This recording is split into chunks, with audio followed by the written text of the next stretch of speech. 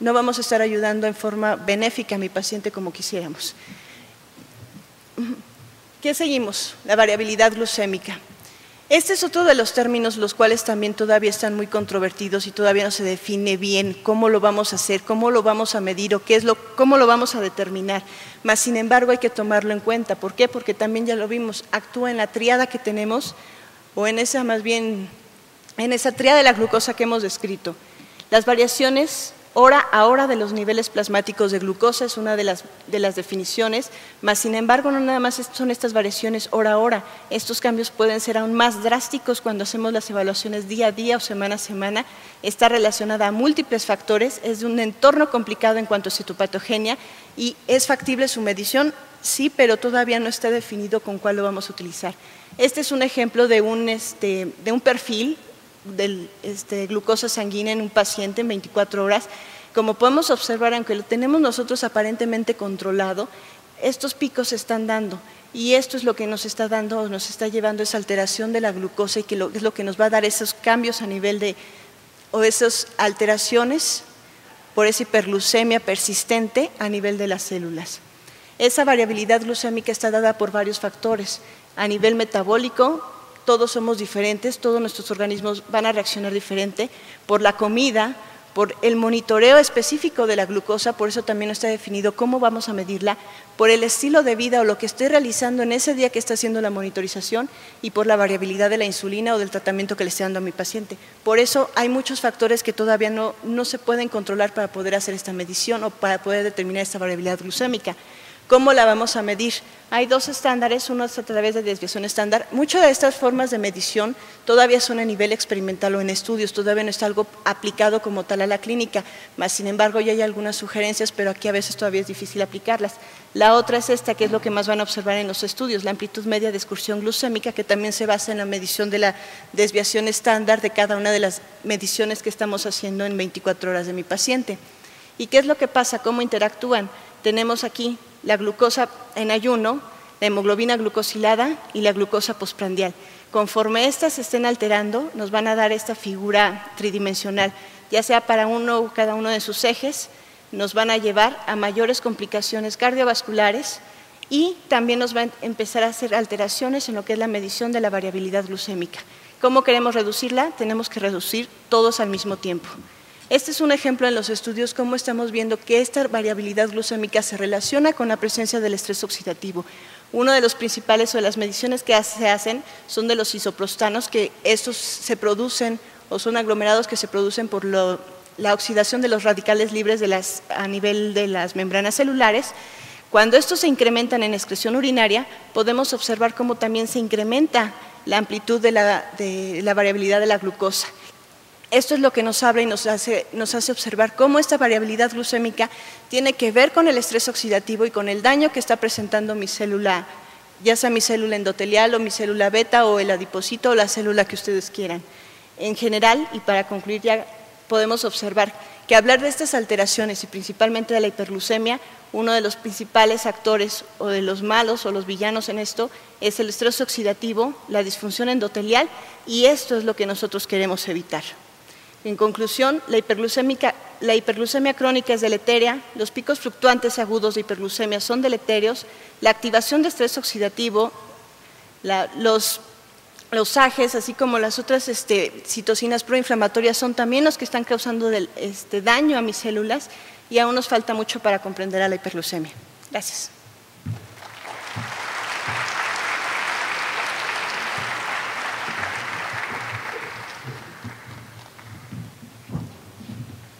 Vamos a tratar de acabar un poquito antes del tiempo para poder tener oportunidad de dar unas conclusiones y también poder que la gente tenga opción de hacer algunas preguntas. ¿Okay?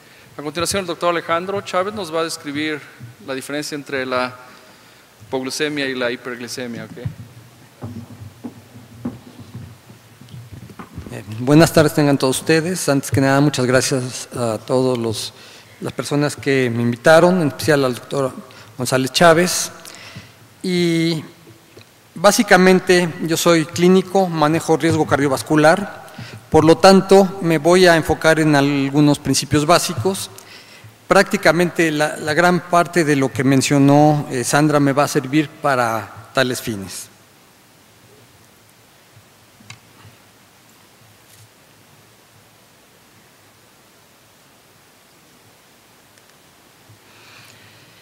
Bien, sabemos todos que hay una relación directamente proporcional entre la actividad de glucosa y la posibilidad de producir daño sobre el endotelio vascular.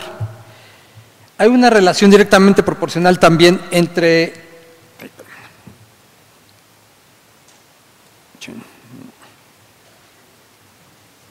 perdón, está muy avanzado. Está casi a la mitad de la plática, si pudiéramos regresarlo desde el principio.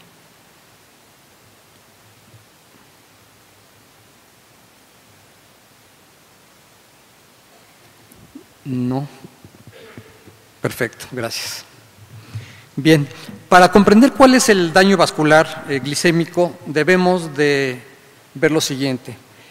Ver cuál es el vínculo de aterosclerosis aunado a la diabetes mellitus, el daño vascular y sobre todo el grado de disglicemia que pueda presentarse.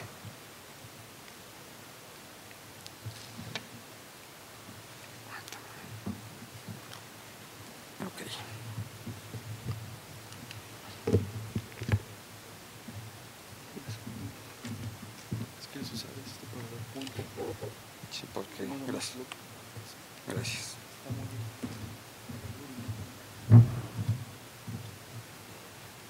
Bien, sabemos que para que exista un estado homeostático normal, debemos de tener unos valores normales de azúcar y si nos partamos de estos valores, vamos a tener irremediablemente en forma crónica alteraciones vasculares.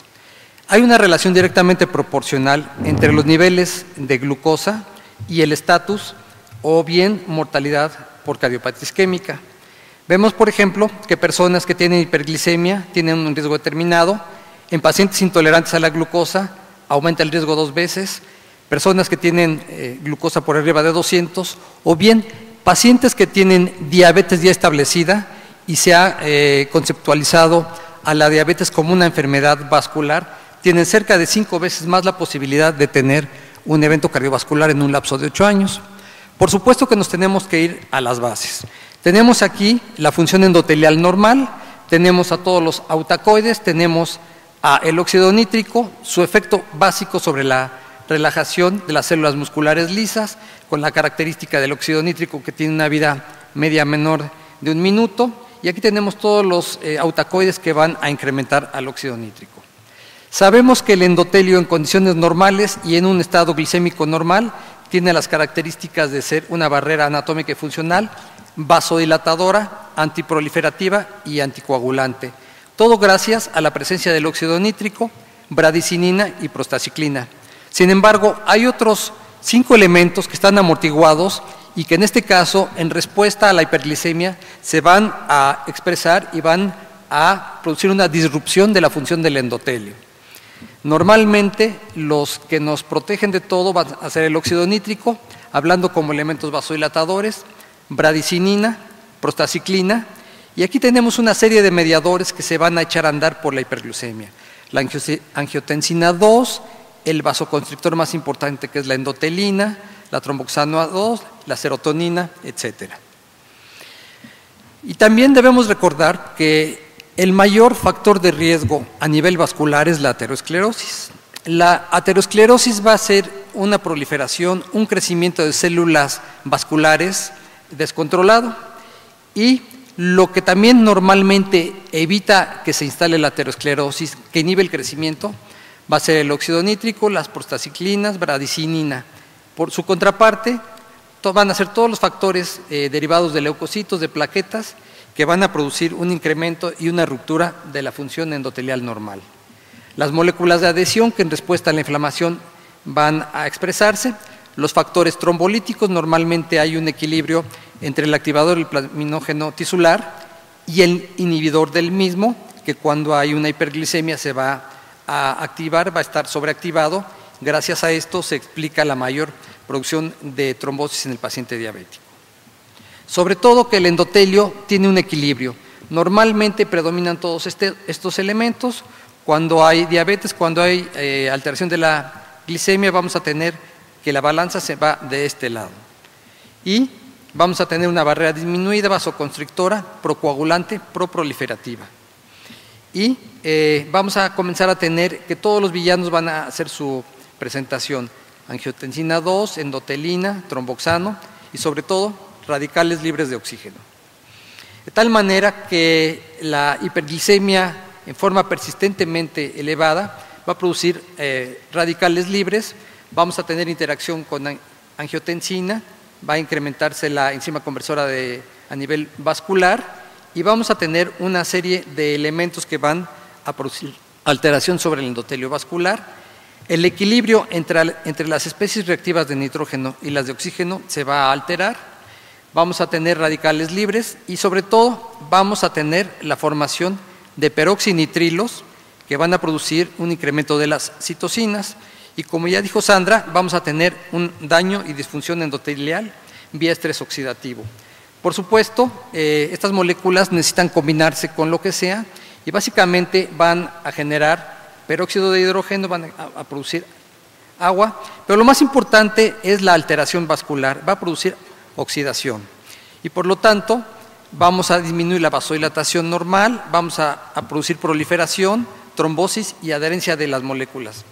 Aquí tenemos resumido la fisiopatología del daño endotelial por diabetes. Vamos a tener estrés oxidativo, daño endotelial, vamos a tener el incremento del PAI-1 que es trombogénico, incremento de las moléculas de adhesión intravascular e intracelular que producen inflamación, endotelina, factores de crecimiento y todo esto nos va a producir aterosclerosis prematura en el paciente diabético.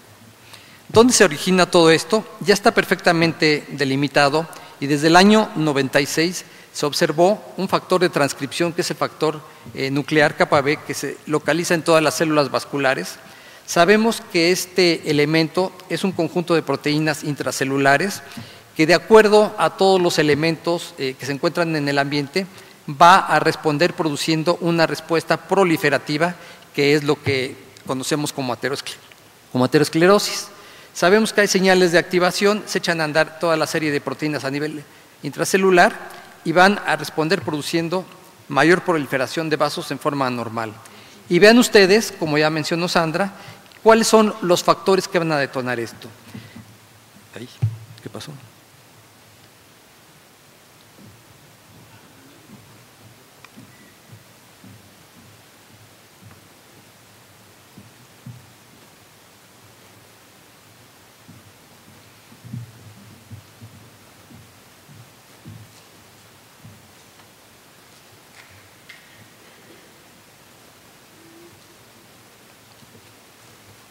¿Se le acabó la pila o...?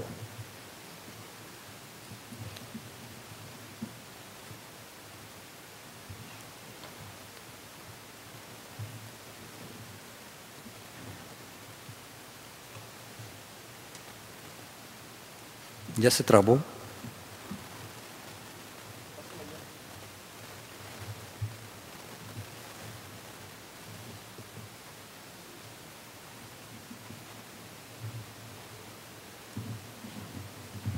¿Podrías pasar la siguiente diapositiva, por favor? Es que está en el control remoto, yo creo.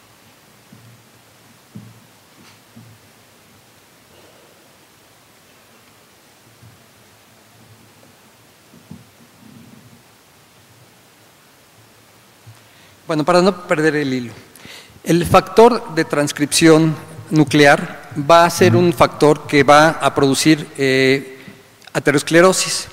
Prácticamente sabemos que todos los factores de riesgo van a estimular este factor y van a producir aterosclerosis. Sin embargo, particularmente dos son importantes en el transcurso del paciente con diabetes. Como ya mencionó Sandra, los productos avanzados de la glicación van a tener una respuesta proliferativa. La oxidación de lipoproteínas, que es bastante frecuente en el paciente diabético de igual manera. Aquí están los factores que normalmente están regulados.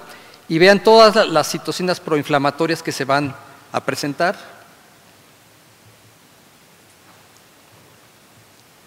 Nuevamente, todos los factores que se presentan en el paciente diabético, a la cabeza de ellos los factores derivados de la glicación avanzada, las lipoproteínas modificadas y sobre todo un mediador de la inflamación y de la aterosclerosis va a ser la angiotensina, que nos va a producir unas citocinas que son los factores quimoatrayentes de monocitos.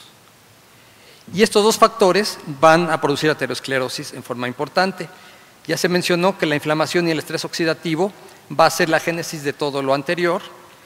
Y aquí tenemos, resumiendo, tenemos el factor nuclear que va a efectuarse sobre la célula endotelial, sobre la célula muscular lisa, y en respuesta a la hiperglicemia, a los factores glicados avanzados, vamos a tener un incremento de la adhesión de monocitos, básicamente incremento de moléculas de adhesión intravascular, reclutamiento de monocitos y prácticamente inflamación a nivel vascular.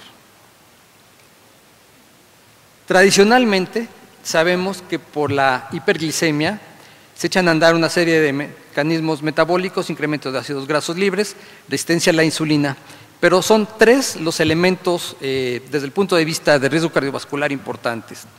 Con el tiempo, todos los vasos tienden a producir vasoconstricción, por lo tanto hay hipertensión, crecimiento de células musculares lisas, aquí estamos viendo los mediadores, disminución del óxido nítrico, incremento de la endotelina, de la angiotensina 2, inflamación básicamente las quimosinas, incrementando básicamente toda la actividad del factor de transcripción y por supuesto trombosis. El paciente diabético particularmente es susceptible al fenómeno trombótico. Aquí estamos viendo todos los elementos que incrementan la cascada de la coagulación, básicamente el factor de von Willebrand, el factor 7, el factor 8 y sobre todo incremento de la actividad plaquetaria, incremento del PAI-1 que habitualmente podemos modular con la administración de la aspirina. Y algo muy importante que mencionó Sandra son los productos avanzados de la glicación. Básicamente con la hiperglicemia se van a echar a andar otros recursos metabólicos y básicamente son proteínas y lípidos que están modificados, que se vuelven glicados y obviamente, como ya vimos, van a oxidar la pared arterial persistentemente. A mayor glicación, tanto de proteínas como de lípidos, mayor alteración molecular. La generación de estos se produce, más bien genera especies reactivas de oxígeno y vamos, como vimos anteriormente, a producir mayor daño endotelial. Los AGEs se forman en un medio hiperglicémico y además también en algunas personas en el envejecimiento, contribuyendo al daño vascular. Resumiendo, los AGEs van a acumularse en la pared vascular, modifican la matriz extracelular, producen daño macro y microvascular, modifican las acciones hormonales. ¿Y cómo se lleva a cabo? ¿O qué es lo que pasa? Todo va a estar en relación al grado de hiperglicemia, al grado de estrés oxidativo y, por supuesto, la disponibilidad de proteínas para la oxidación. Su receptor, que es el RAGE, va a ser un factor importante para transmitirlo dentro de la célula y fuera de la misma. Se localiza en el cromosoma 6 del complejo mayor de histocompatibilidad, tiene un componente extracelular. En pacientes con hiperglicemia vamos a tener una regulación al alza de las células endoteliales, células musculares lisas y por lo tanto vamos a tener un incremento del receptor para estas sustancias. Los efectos a nivel extracelular, alteración de la matriz, por lo tanto vamos a tener rigidez arterial, aumento de la producción de células musculares lisas, producción de radicales libres. A nivel intracelular, los elementos deleterios que nos producen inflamación van a ser el blanco primordial. Incremento de endotelina, incremento de las moléculas de adhesión intracelular e intravascular, de las selectinas, del factor tisular que es procoagulante, trombomodulina, del grupo de las interleucinas y el factor de necrosis tumoral.